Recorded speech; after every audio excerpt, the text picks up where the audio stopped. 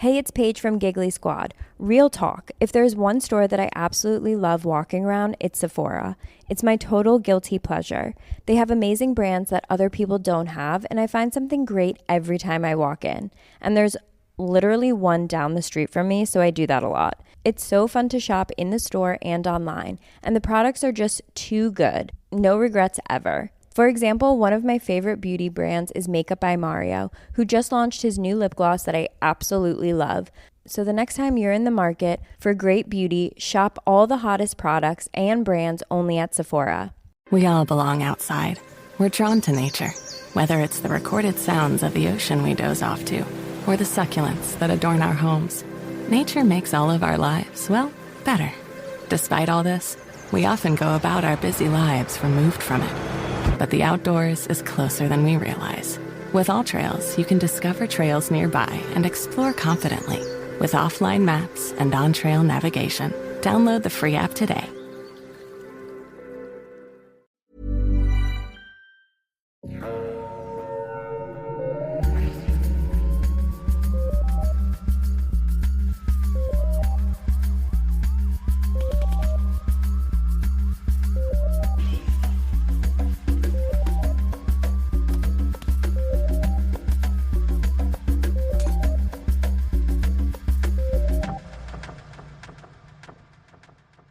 Bonjour tout le monde, bienvenue à Un peu de crime dans ton café. Je suis votre animatrice Catherine et je suis avec Audrey. Bonjour Audrey, comment ça va? Ça va, merci. Et toi, Catherine, comment ça va? Ça va très bien. J'ai pris un mauvais moment pour mettre un snack dans ma bouche. Oh non, j'aurais dû te staller un petit peu comme oui, bonjour, ça va très bien. Cette nuit, j'ai fait un rêve tellement étrange. Oui. J'ai rêvé que Catherine, puis toi, Mégane, là, j'ai spoilé le punch que Mégane est encore parmi nous parce qu'on l'a pas mordu. En tout cas, j'ai rêvé que on allait dans un magasin de décoration de Noël qui est ouvert à l'année. Nice! Parce que, genre, on venait de s'acheter un cabanon puis on voulait le décorer. Fait qu'on était allé acheter plein de décorations de Noël. Puis je pense qu'on était allé, genre, en kayak ou quelque chose comme ça. En tout cas, c'était très étrange comme rêve. Puis je pense que c'était juste mon subconscient qui était vraiment excité d'enregistrer avec vous aujourd'hui. Fait que j'ai rêvé à vous autres parce que j'avais trop hâte de vous voir. Mais oui! Écoute, les magasins de Noël ouverts à l'année, c'est la chose la plus white people que j'ai jamais vue, mais écoute... Ben sauf les magasins d'Halloween, on va s'entendre. Les magasins d'Halloween à l'année avec les masques de tête de chevaux. Je me demandais si tu t'en allais. Je vais pas vous faire peur. De tête de chevaux. Je voulais juste vous mettre cette image-là dans la tête. Alors, oui, nous avons encore notre invité spécial parce que là, c'est le moment où on vous révèle notre secret à un peu de crème. On enregistre nos épisodes en groupe. En batch. En bulk. Ouais, en bulk. On est comme le bulk barn des podcasts. Et on enregistre plusieurs épisodes à la fois. Alors, Mégane est encore là avec nous aujourd'hui. Comment ça va, Mégane? Allô, je suis encore là. Ça va très bien. Alors, aujourd'hui, tu n'as rien à nous raconter. Non, pas aujourd'hui. OK, full disclaimer. Non. C'est Audrey qui va nous raconter un cas.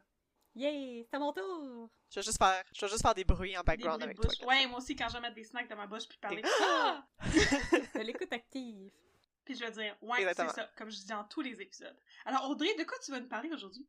Oui, avant, je voulais vous parler de mon café que... C'est vrai, j'ai oublié ce bout-là. On boit du café ici! On boit du café ici, sinon, va-t'en!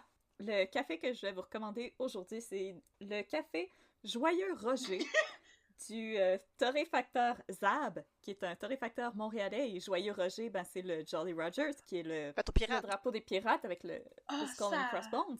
Alors, c'est un café qui vient du Brésil, et les notes nous sont décrites comme étant brownie, noisette et crémeux. Pouvez-vous rester dans le même type de mots quand vous faites des listes, mais whatever. Ça, c'est mon petit côté éditrice, que je suis comme non. Quand tu fais une liste, tu restes dans le même groupe de mots. Donc, c'est très... Ils ont fait un zeugme pour révéler notre background littéraire. Oui. C'est quand tu fais une comparaison, mais avec deux types de mots qui appartiennent pas au même genre de mots. Alors, d'accord. C'est très intéressant, je connaissais pas ce mot. Tu vas m'apprendre des choses tous les jours. C'est comme le Jolly Rogers, là. Mon Dieu, j'avais jamais entendu parler de ça. C'est le 3 minutes le plus dense en nouvelle information que t'as eu vous allez vous aujourd'hui. coucher tellement moins niaiseux à soir, là. J'ai de la misère à rattraper ce que j'ai manqué. J'ai l'impression de plus être à jour dans ce que Il y a tu dis. tellement de choses qui arrivent en Ok. même temps. Fait que là, un zeugme, C'est comme si tu dis, mon café, ça goûte l'amour pis manger. Ouais, genre, ouais, comme l'amour et les brownies. Ah, ok.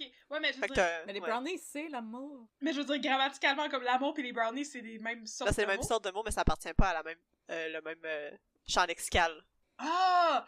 Ok, excuse-moi. Moi, je pensais que c'était comme les gens qui font des listes de qu'est-ce que je vais faire demain? Dormir, la vaisselle, pis... Lasagne! C'est comme, non, dormir, c'est un verbe, la vaisselle, c'est pas un verbe. Ou lasagne. C'est comme, c'est pas une liste, ça. Les listes, c'est des choses qui sont pareilles. Non, on parle de mais- café alors, ici. Mais de retour à mon café. On ne parle plus de grammaire. Ok, go.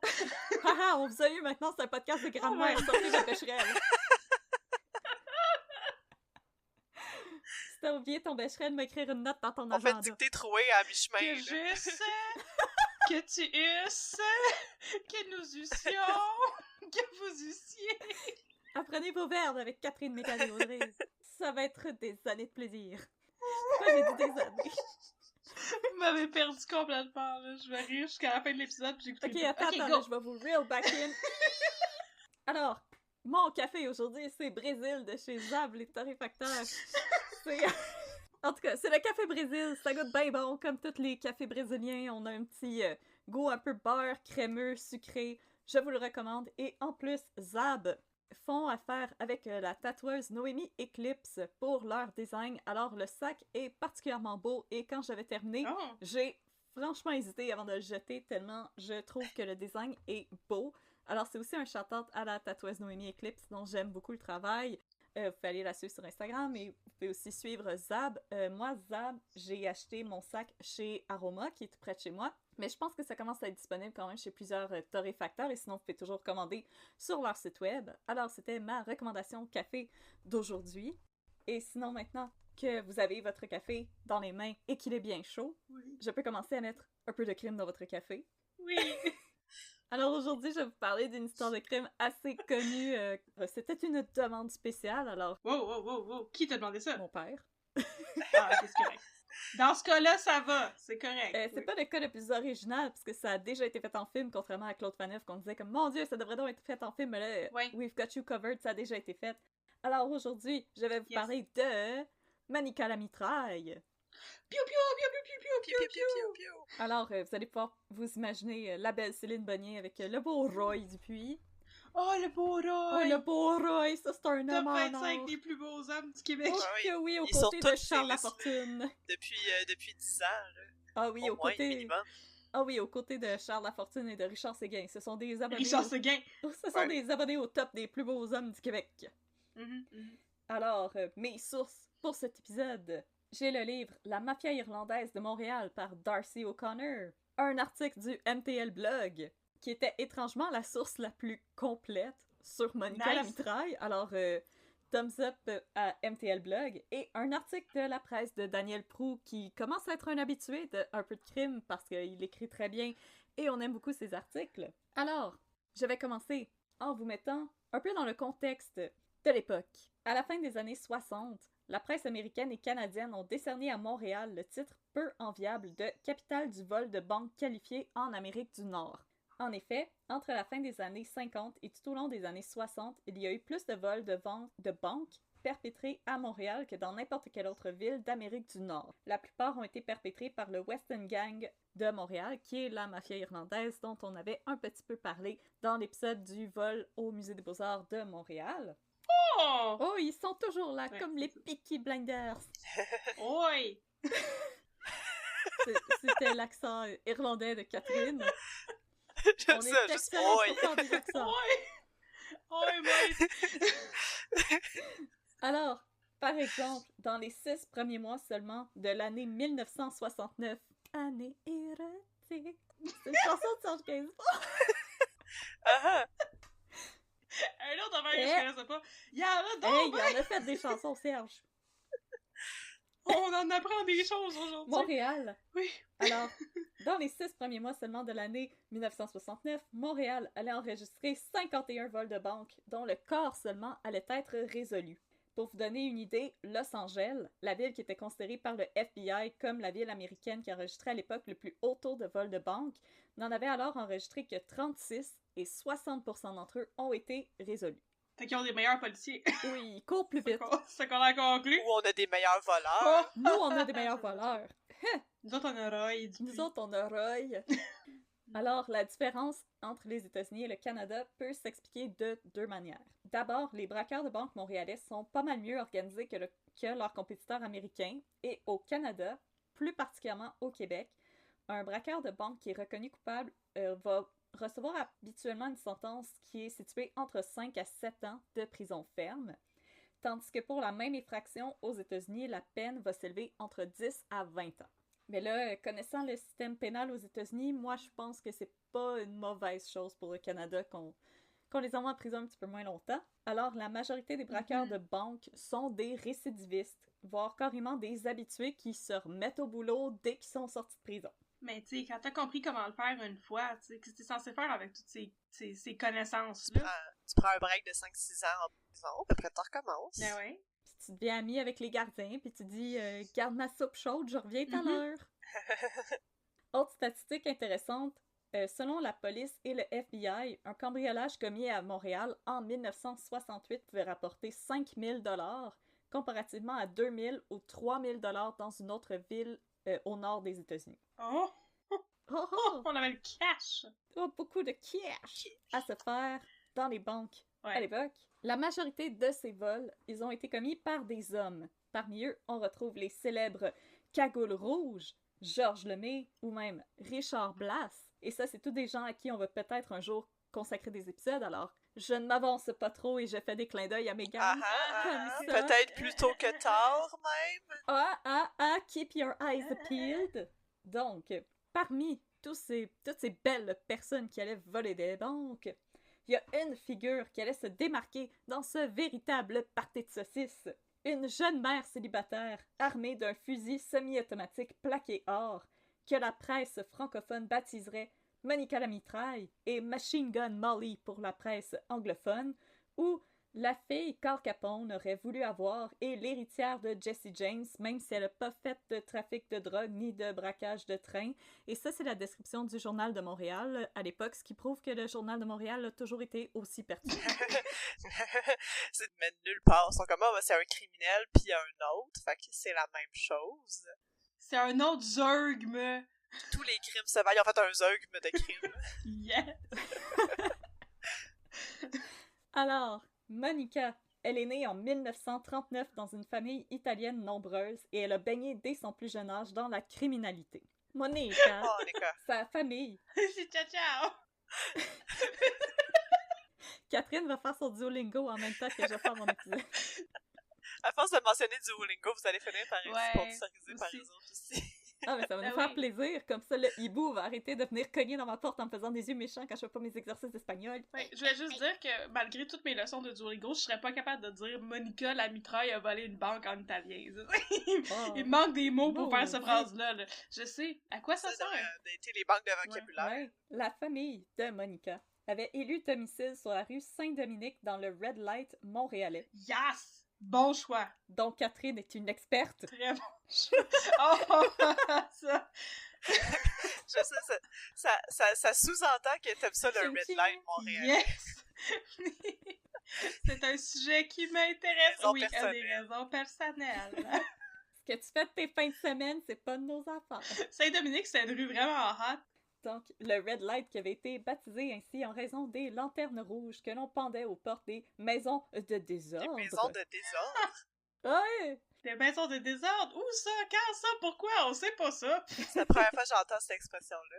Pour vrai? C'est des maisons closes. Des maisons de débauche puis des maisons de désordre. Yeah. C'était sale. Mais oui, il y en avait pas pour vrai, hein. Ça existait pas. C'était pas là, c'était pas...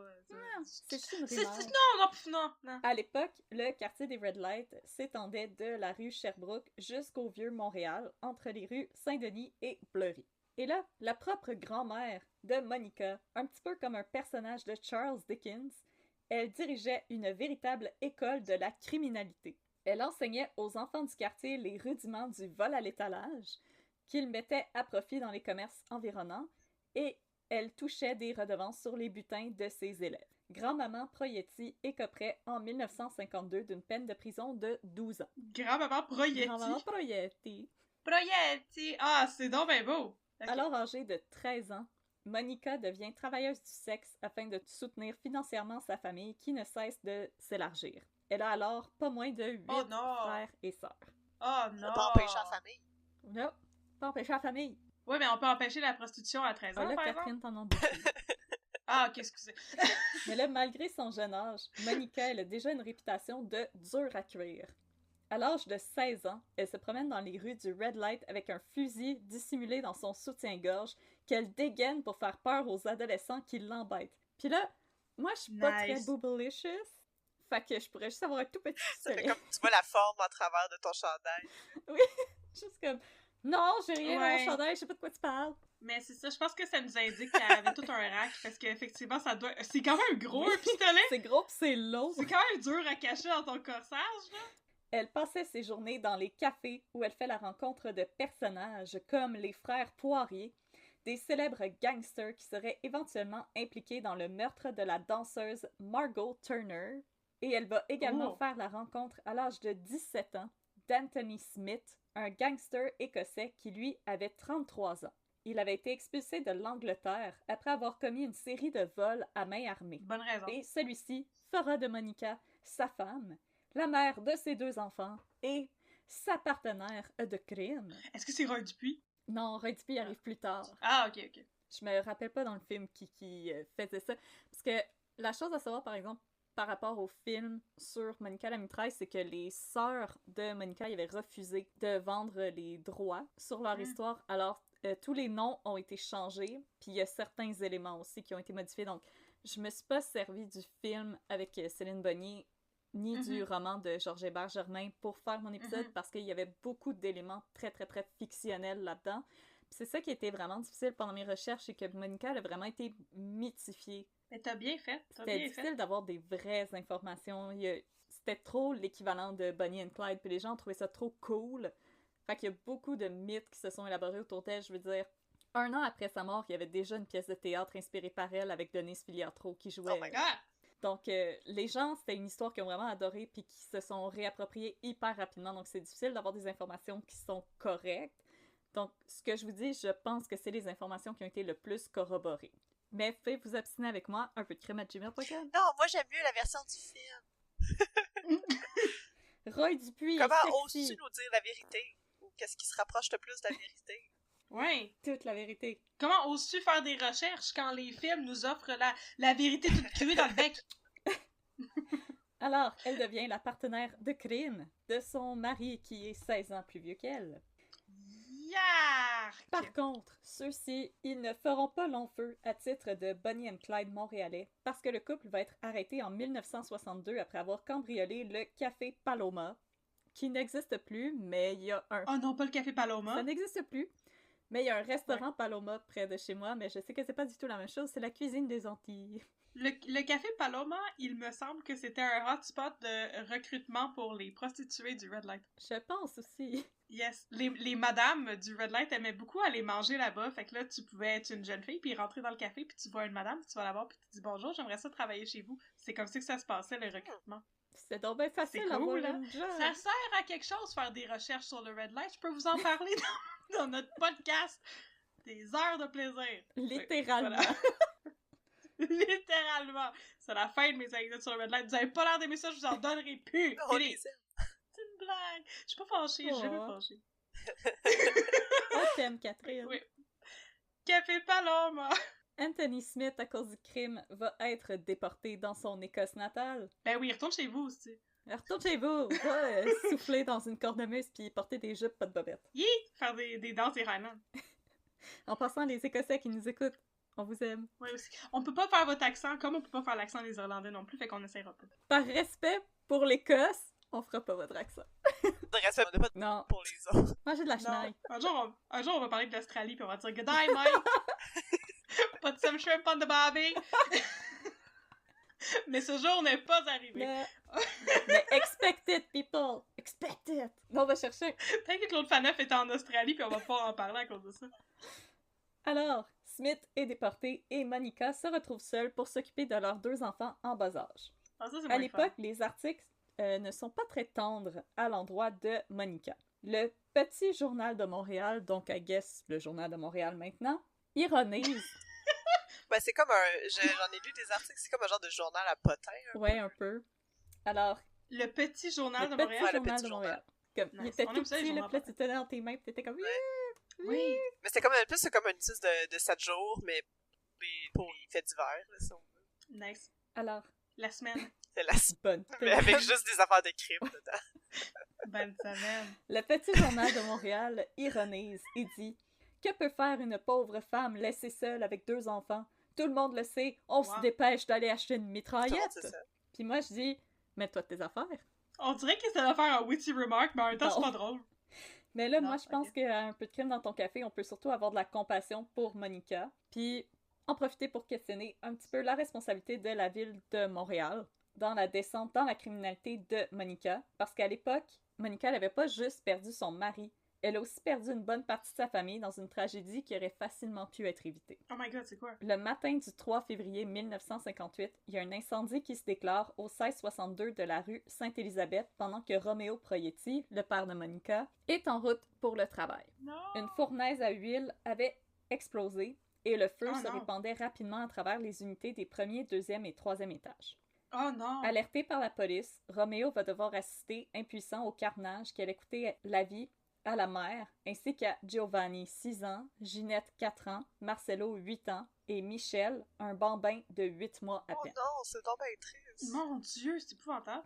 Donc, ayant déjà emménagé avec Anthony Smith à l'époque, Monica s'est sortie indemne de l'incendie. Puis là, c'est là qu'il commence à y avoir des informations différentes. Il y a des articles qui disent que Monica a essayé d'aller dans l'incendie sauver ses frères et sœurs.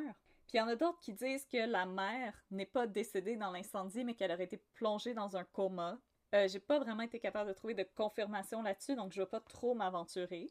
Par contre, on peut parler de la responsabilité de la ville de Montréal dans l'incendie, parce que le building avait été acheté par la ville pour être démoli pour construire des immeubles à logement à moindre coût, qui sont maintenant les habitations Jeanne Mance, qui sont encore parmi nous aujourd'hui. Puisqu'on avait prévu de démolir le tout, le bâtiment était entièrement dénué. Hey, it's Paige from Giggly Squad. Real talk. If there's one store that I absolutely love walking around, it's Sephora. It's my total guilty pleasure. They have amazing brands that other people don't have, and I find something great every time I walk in. And there's literally one down the street from me, so I do that a lot. It's so fun to shop in the store and online, and the products are just too good. No regrets ever. For example, one of my favorite beauty brands is Makeup by Mario, who just launched his new lip gloss that I absolutely love. So the next time you're in the market for great beauty, shop all the hottest products and brands only at Sephora. De protocole en cas d'incendie et il n'y avait aucune sortie de secours qui permettait une évacuation rapide en cas d'incident. C'est donc bien trash. Ils sont comment, laisse-les brûler. Oui, parce que Ben, c'était un voyons quartier donc. très pauvre. Alors, whatever ce qui arrivera, arrivera. Puis même si ça brûle avant qu'on aille à le démolir puis à payer pour le démolir, ben tant mieux. Mais là, je veux pas dire tes méchancetés, là, mais ça, c'est comme du niveau de Jared Kushner. Ouais, là. ouais. Oui.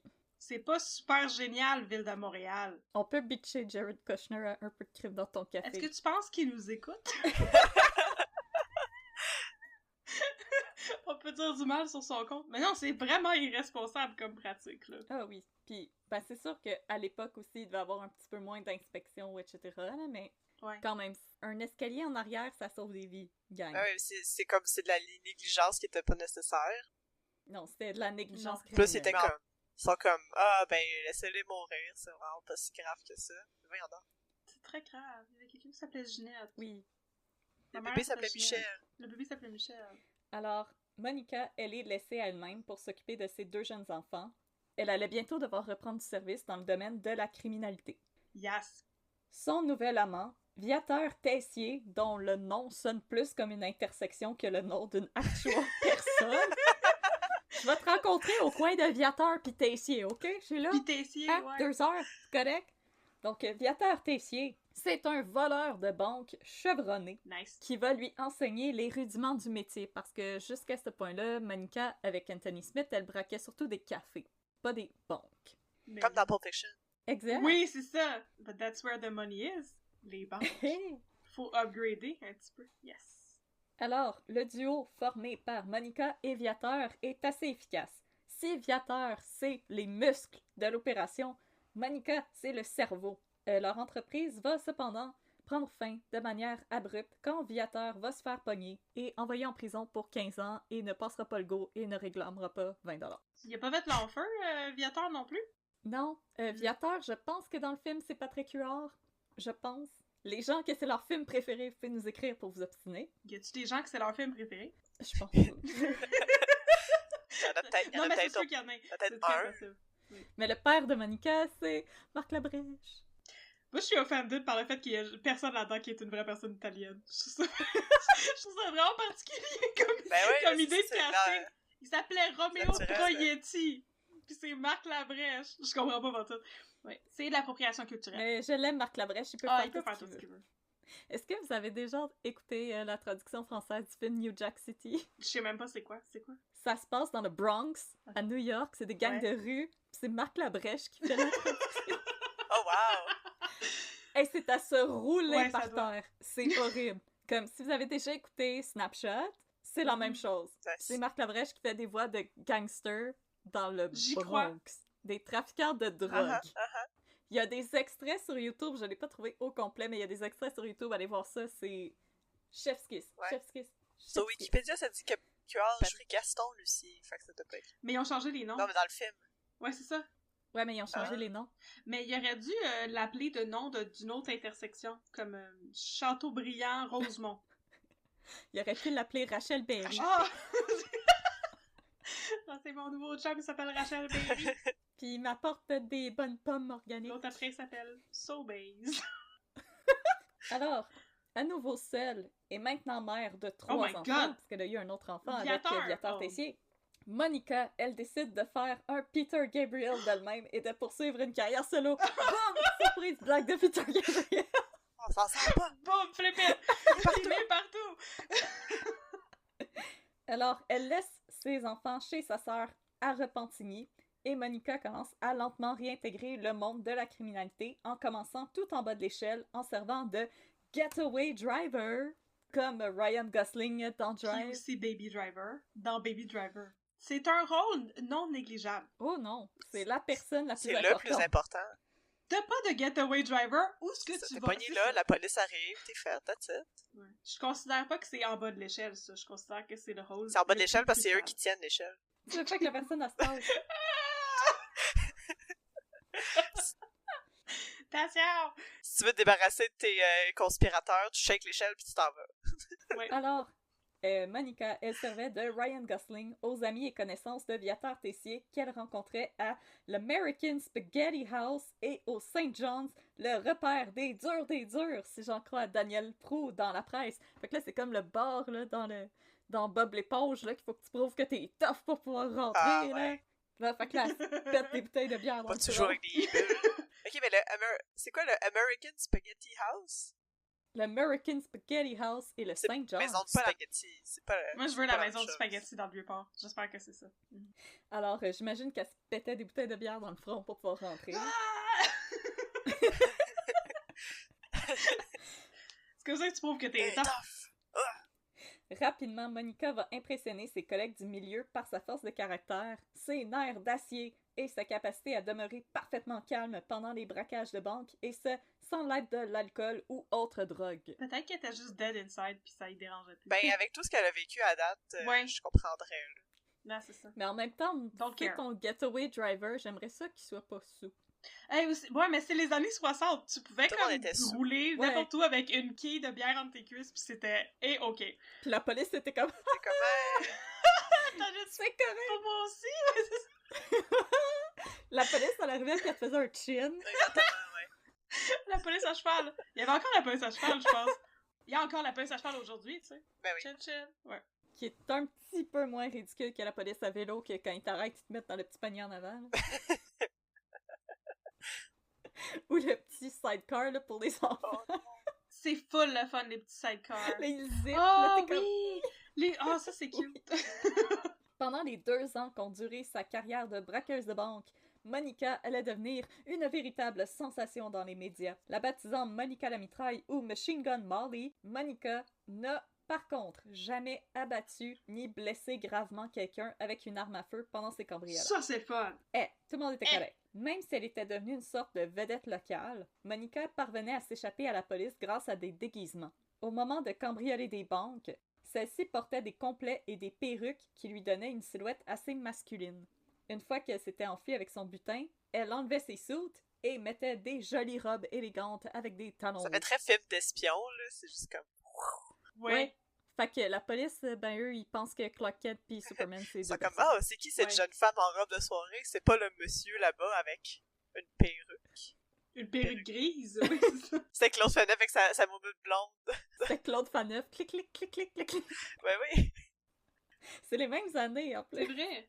En tant qu'une des voleuses de banque les plus célèbres et les plus accomplies, Monica a volé pour environ 100 000 $ de 20 institutions bancaires différentes à travers Montréal. Aujourd'hui, le montant s'élèverait à environ 650 000 Pas $. pire, pas pire, Pas pire, pas pas pire. pire. Cependant, c'est en septembre 1967 que Monica va décider qu'elle en a assez de vivre cachée et souhaite offrir une vie un peu plus rangée à ses enfants. Mhm. C'est avec son amant du moment, Gérard Lelièvre. Voyons. Ok. Et ça, c'est Roy Dupuis! Ah! Gérard le lapin. Alors, Gérard Lelièvre et Robert, le frère de Gérard, elle va planifier un dernier vol de banque dont les fonds allaient lui servir à se sauver en Floride. avec Tout se ses passe enfants. en Floride.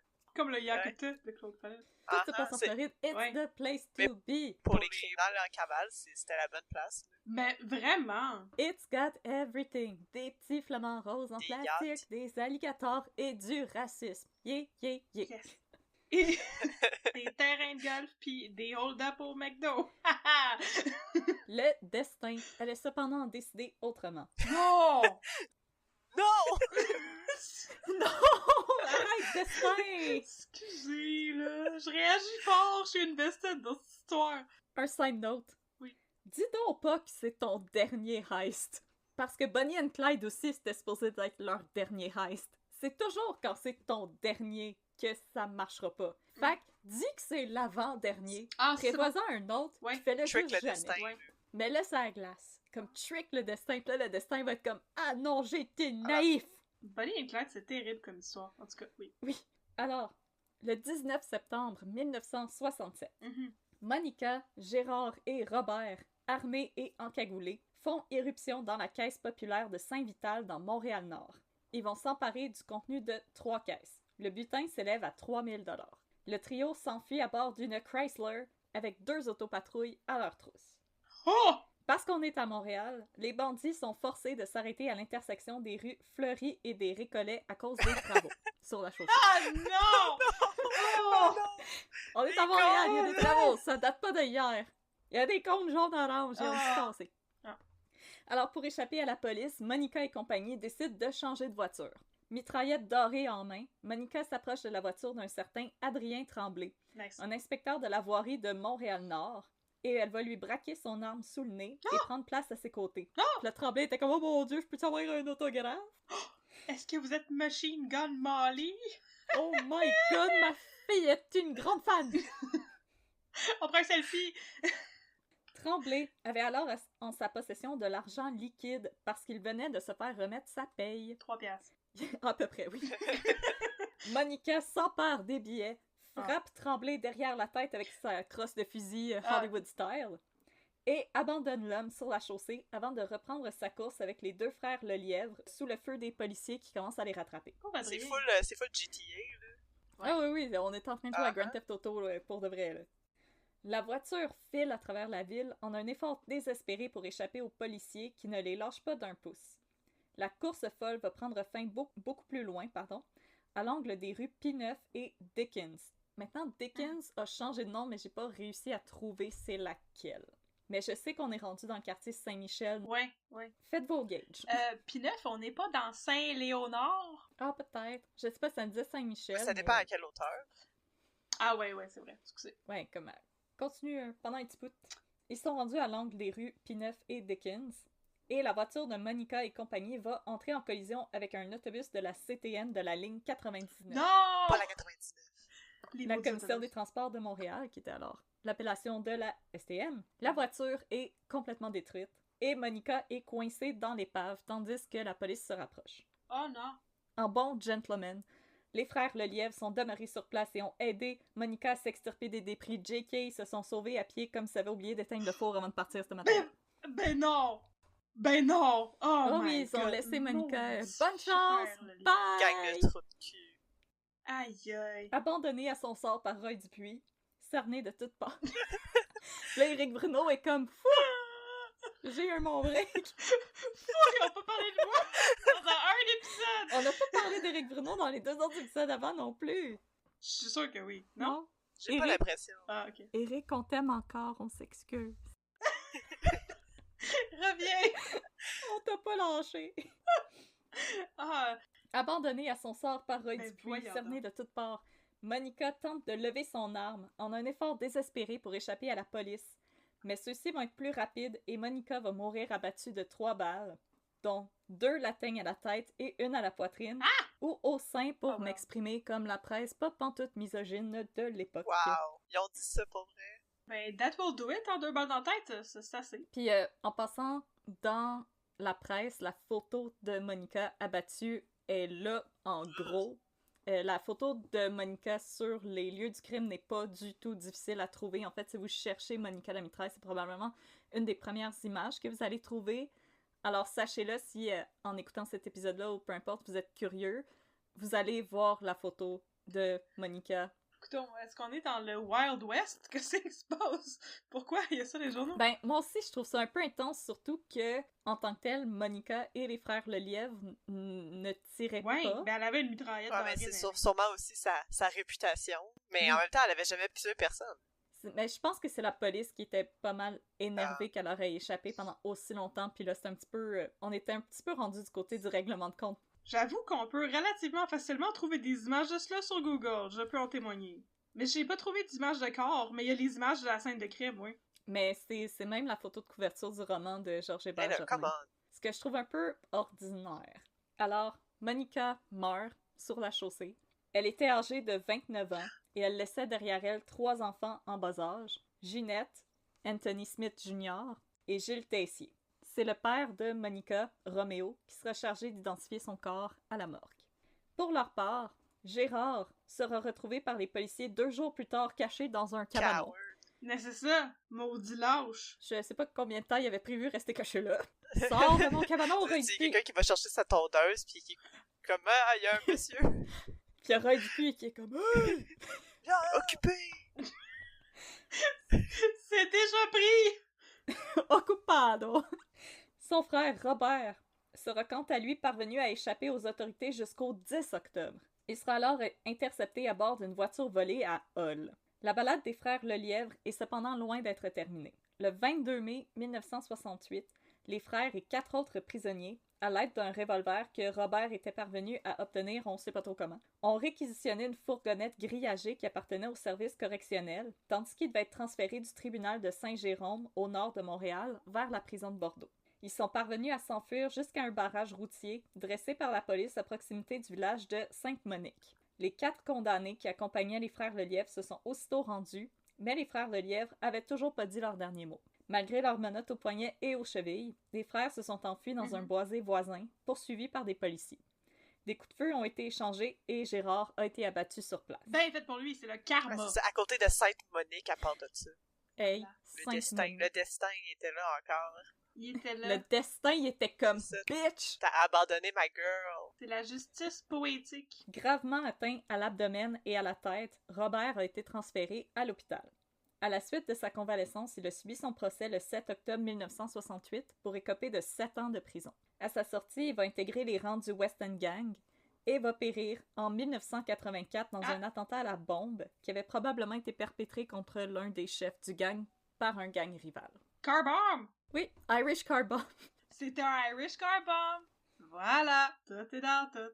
Alors, si Monica, c'était la dernière des femmes Proietti à connaître une mort tragique, donc sa grand-mère qui est morte en prison après avoir eu son école de la criminalité, La nonna Proietti. sa mère qui est morte de l'incendie dont la ville était responsable, et Monica qui venait de mourir sous les balles des policiers, le cycle de la criminalité ne serait cependant pas rompu pour les enfants de Monica, Anthony et Gilles ont tous les deux été arrêtés à maintes reprises pour divers délits criminels, dont des vols à main armée, comme leur maman. Oh! Et maintenant, je suis arrivée à la fin de mon épisode, mais j'aimerais vous donner une citation que Daniel Proulx avait utilisée lui-même dans son article sur Monica. C'est une citation de Balzac. Pour le pauvre, le vol n'est plus ni un délit ni un crime, mais une vengeance. Hey! Je trouvais que c'était une belle citation, j'avais envie de l'inclure. C'est une belle finale.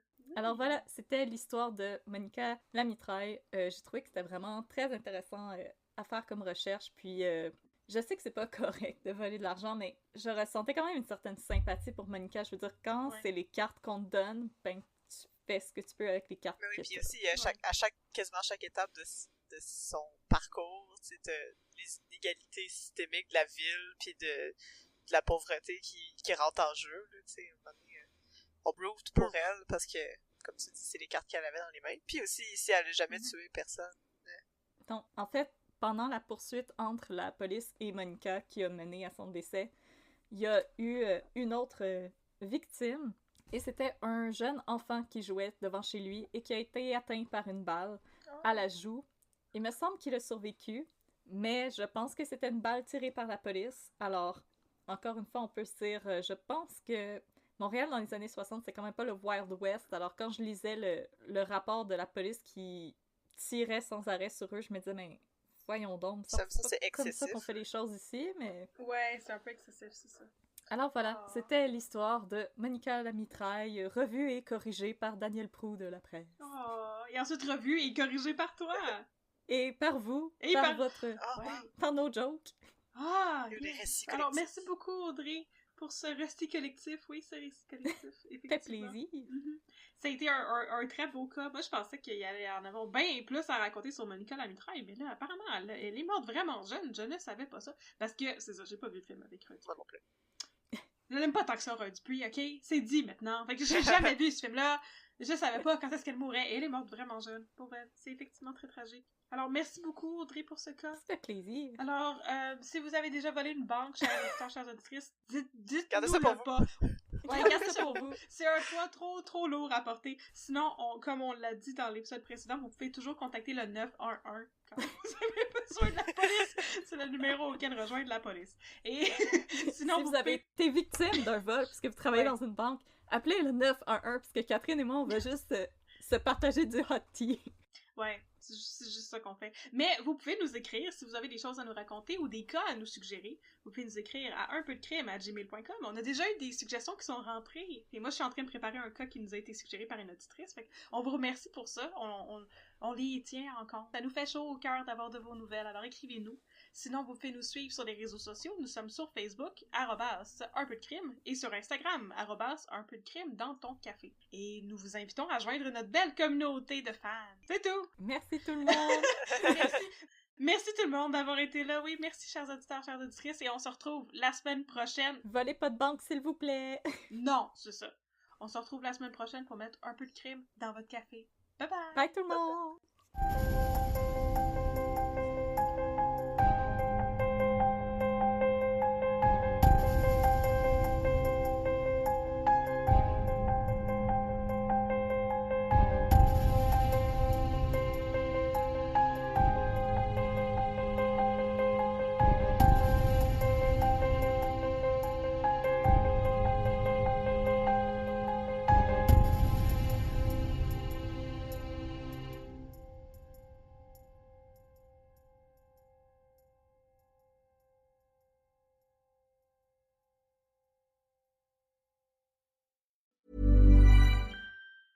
Hey, it's Paige from Giggly Squad. Real talk. If there's one store that I absolutely love walking around, it's Sephora. It's my total guilty pleasure. They have amazing brands that other people don't have, and I find something great every time I walk in. And there's literally one down the street from me, so I do that a lot. It's so fun to shop in the store and online, and the products are just too good. No regrets ever. For example, one of my favorite beauty brands is Makeup by Mario, who just launched his new lip gloss that I absolutely love. So the next time you're in the market for great beauty, shop all the hottest products and brands only at Sephora. It's summer. Time to enjoy long days, lazy nights, and zero cooking. Because Uber Eats has deals all summer long. So, when hunger strikes, don't sweat it. Delicious deals are just a tap away on Uber Eats. Enjoy all your favorite food delivered straight to you. Get Burger King, Subway, Popeyes, and hundreds more local favorites and savor every last bite. Now that sounds like a good summer. Order now on Uber Eats. Terms apply. Product availability varies by region. See app for details.